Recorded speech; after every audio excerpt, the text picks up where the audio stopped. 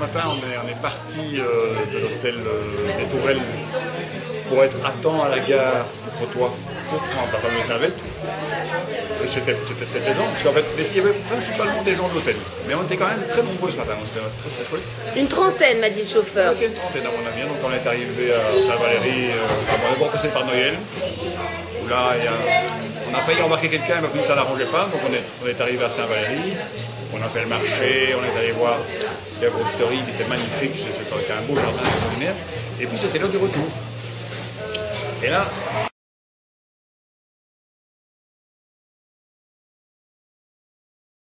agréable surprise, 14h35, le bus était rempli de gens de la région. Donc ça c'était quand même vraiment pas tous les gens. C'était plus le même petit noyau du départ.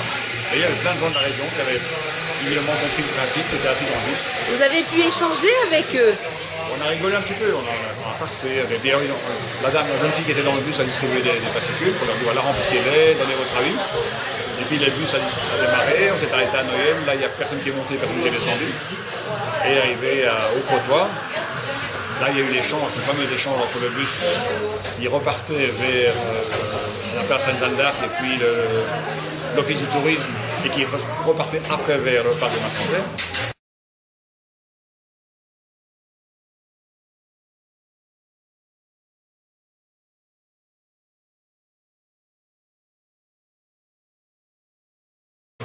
Là, c'était un peu confus parce qu'effectivement, on était resté dans le bus, on a dû sortir du bus.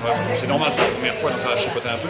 Mais c'était chouette de voir qu'il y avait plein de gens qui, là, à la gare du Crotoy, voulaient monter dans le bus pour aller retourner à Saint-Valery.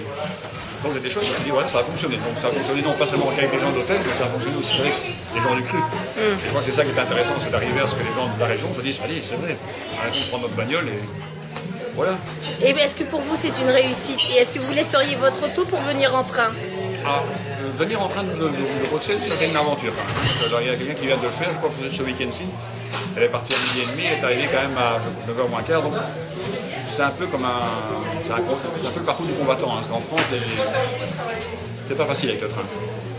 Alors là, je ne sais pas, mais en tout cas, venir jusqu'ici en voiture et puis d'ici de faire tout, de fonctionner avec les navettes, ça par contre, ça me semble vraiment être déjà extrêmement positif. Rien que ça, c'est quand même une économie de kilomètres, une pollution en moins.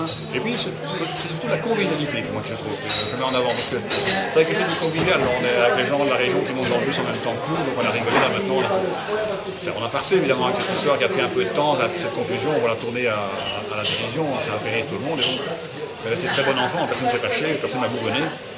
Mais ce côté convivial est très important. C'est ça rapproche les gens et puis ils se rendent compte que ben voilà, on peut très bien côtoyer des touristes et être de la région et être dans le même bus et arriver au même, partir d'un point, arriver à l'autre point. Tout ça avec une navette en n'ayant pas employé sa voiture, ce n'est que positif. Eh ben super, merci monsieur. Mais je vous en prie. Alors, un petit mot quand même, parce que souligner quand même l'initiative qui a été visiblement, à mon avis, quand même pas une mince affaire à mettre en place. Et il faut féliciter bien sûr Dominique et tout son entourage, tout son staff qui la soutiennent, y compris vous, vraiment. Y compris vous, c'est pas vrai. Merci beaucoup. Je vous en prie, à plus tard. À plus tard.